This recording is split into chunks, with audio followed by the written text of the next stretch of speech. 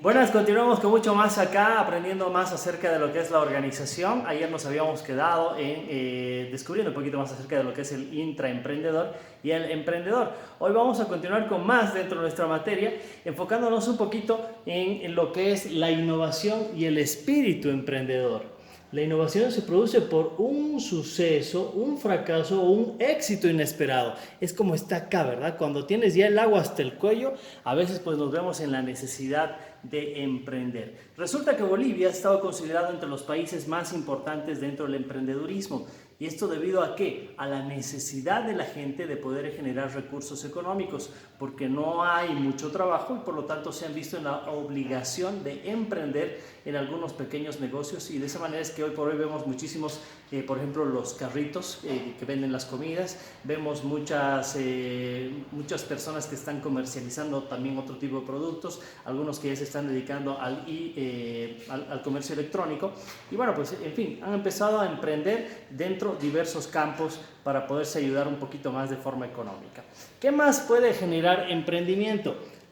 Una incongruencia entre lo que se supone y lo que en realidad es. Y bueno, pues ahí me dirás por qué tiene que ver ahí la foto de este señor. Este señor, si tú te acuerdas, es una persona que es cuadraplégica, fue cuadraplégica debido a una caída que tuvo. Y bueno, pues uno diría, ¿cómo un tipo que es cuadraplégico, que está en silla de ruedas, puede ser el hombre más inteligente del mundo? Es una incongruencia.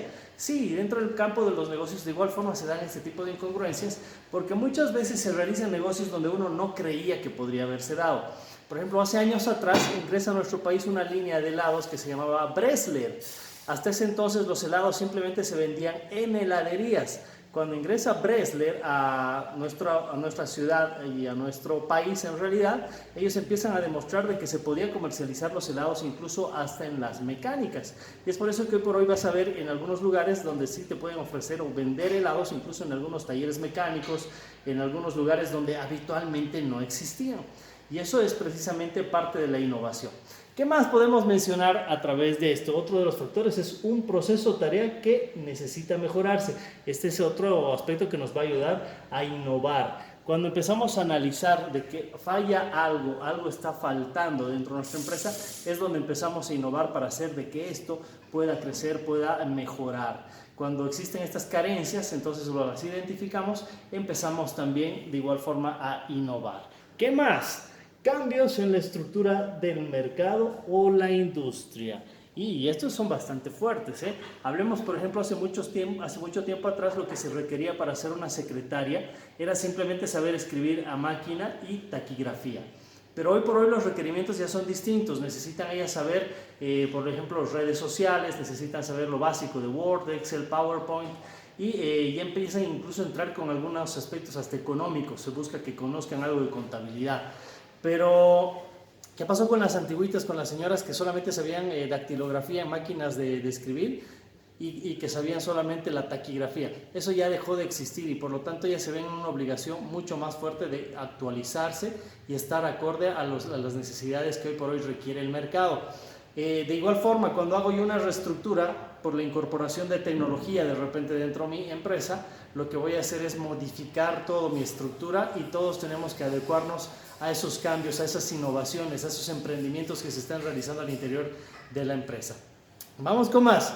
Hablemos un poco ahora acerca de los cambios en la demografía. ¿En qué podría ayudar o en qué nos generaría innovación o cómo despertaría ese espíritu emprendedor en realidad los cambios en la demografía? Bueno, pues los cambios demográficos son muy fuertes. Recordemos un poco de que antiguamente dentro de nuestro país, es más, bueno, no necesitamos irnos muy atrás. Actualmente en nuestro país viven alrededor de 10 millones de personas, según el último censo estadístico lanzado. Pero, ¿qué pasa con otras realidades? Hablemos de México, por ejemplo, más de 120 millones de personas. Realmente el índice demográfico es mucho más alto, hay mucha más gente. Por lo tanto, es distinto el resultado económico que tú puedes esperar en un país con tantos habitantes con relación a uno que tiene pocos habitantes como el nuestro. Sin ir lejos, podríamos hablar de un país vecino como es Chile. Chile, de todas las ciudades que ellos tienen, la más poblada es Santiago, donde se encuentra casi la mitad de la población de Chile. Eso hace que Santiago se haya vuelto en una ciudad cosmopolita, donde se ha disparado muchísimo económicamente y donde han llegado pues muchas multinacionales debido a la gran cantidad de gente que tiene. Entonces, imagínate, habiendo muchas más personas, de hecho que se van incorporando muchos sistemas de innovación dentro de las empresas para incorporar mayor producción, para atender más rápido a los clientes. Empezamos a gestionar de todo para hacer que nuestro servicio sea mucho más atractivo. Veamos qué más tenemos acá. Cambios en el significado o la forma en que se perciben las cosas. Esto es importante también porque siempre el cliente está cambiando. Hoy por hoy no hay un cliente que sea fiel. El cliente siempre está buscando nuevas alternativas y está buscando, por supuesto, dónde se siente mejor. Y es en base a la percepción que tiene de las cosas. ¿Por qué una agencia de viajes te puede vender un pasaje más caro con relación a otras? Simplemente por un factor que es la creación de valor. Y esa creación de valor lo que ha ocasionado es una percepción distinta por parte del cliente. ¿Qué más tenemos? Miren, ahí tenemos un cerebrote, ¿eh? Conocimientos recién adquiridos. Esto también nos va a llevar a incorporar la innovación dentro de nuestras empresas. Cuando identificamos algún producto que de repente podría ser incorporado a nuestra línea de producción, que ocasionaría que nuestro servicio sea más económico con relación al de la competencia o más accesible para los demás y que nos maneje un buen margen de utilidades. Entonces, estos aspectos nos ayudan muchísimo dentro de esa incorporación de innovación. Hablemos un poco acerca de estos dos señores y hablemos también ya acerca de lo que es la reingeniería en la organización.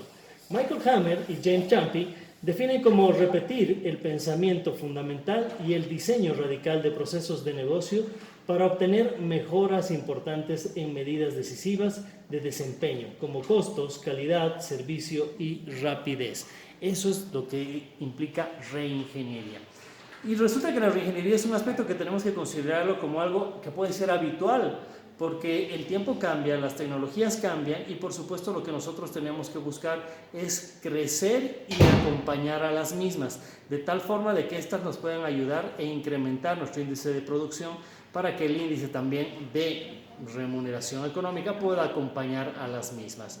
¿Puedo incorporar más gente? Sí, pero el incorporar más gente me da más margen, me da más producción o se convierte en un costo social más alto para mí como empresa. Bueno, pues ahí habrá que elaborar una reingeniería.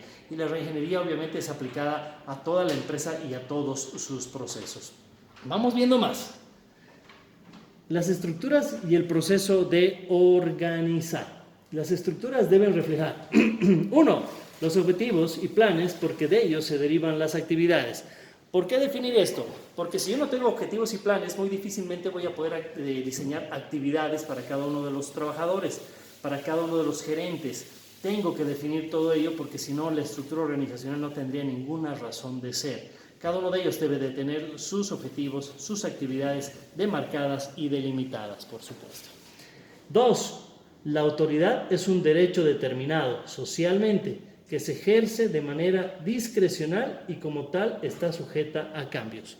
La autoridad, mi estructura organizacional, está sujeta siempre a cambios, porque puedo en un momento determinado dejar de depender de algunas gerencias o de algunos departamentos, puedo cambiarlos, puedo modificarlos, siempre existe ese movimiento al interior de las empresas. Lo malo es de que el término cambio en cualquier institución es una palabra que genera caos, porque la gente se empieza a poner nerviosa. Cambio implica despidos, cambio implica reestructuración, cambio implica que tengo que aprender algo nuevo para aplicarlo dentro de la empresa y a veces el trabajador no está dispuesto a hacerlo. Pero de todas maneras esto tiene que ser considerado también por nuestra institución. Vamos con más. Hablemos un poco de las estructuras que deben reflejar en este tercer punto.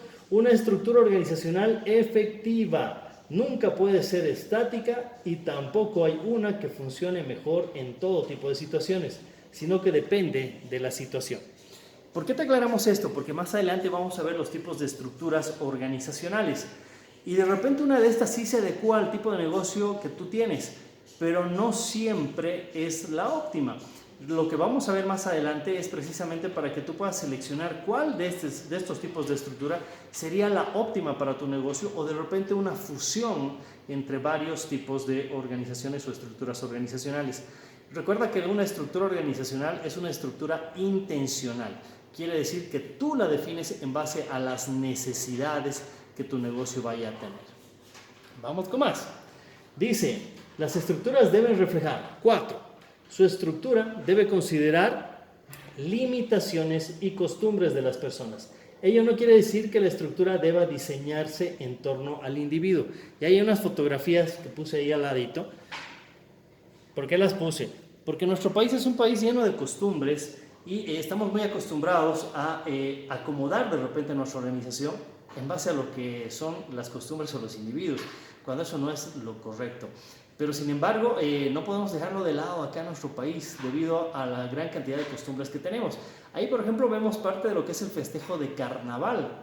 ¿Qué es lo que sucede habitualmente acá en carnavales? Nuestra gente, la gente de un estrato socioeconómico no solamente bajo, sino medio e incluso algunos del alto, tiene la costumbre de festejarlo el miércoles de cenizas de carnaval, lunes y martes de carnaval. Son actividades donde habitualmente acá en nuestro país se festeja con consumo de bebidas alcohólicas. ¿Qué es lo que pasa si yo tengo una actividad laboral que implique el manejo de alguna maquinaria y tengo a mi personal que está en estado etílico? Podría ocasionarse mucho peligro, mucho riesgo de que este trabajador se pueda lesionar y que pueda ocasionar algún riesgo, incluso a su misma vida. Por lo tanto, acá sí nos vemos en la necesidad de considerar mucho estas actividades socioculturales, aunque no debería ser lo correcto, debería ser al revés, debería ser el trabajador el que se acostumbre a la actividad y al ritmo de la empresa. Pero acá ya obviamente debido a la gran cantidad de gente que va a dejar de asistir a nuestra institución, es que empezamos a considerar estas actividades y las vamos compensando de repente con vacaciones. Señores, vamos a quedar acá. Nuestro siguiente tema va y continúa con el tema organizacional, pero ya vamos a hablar un poquito acerca de la departamentalización. Vamos a conocer algunos de los esquemas más conocidos, estructuras organizacionales de las más aplicadas y por supuesto estoy seguro que esto te va a servir para cuando tú estés realizando tu negocio. Muchas gracias por acompañarnos en este nuevo video y será hasta la siguiente.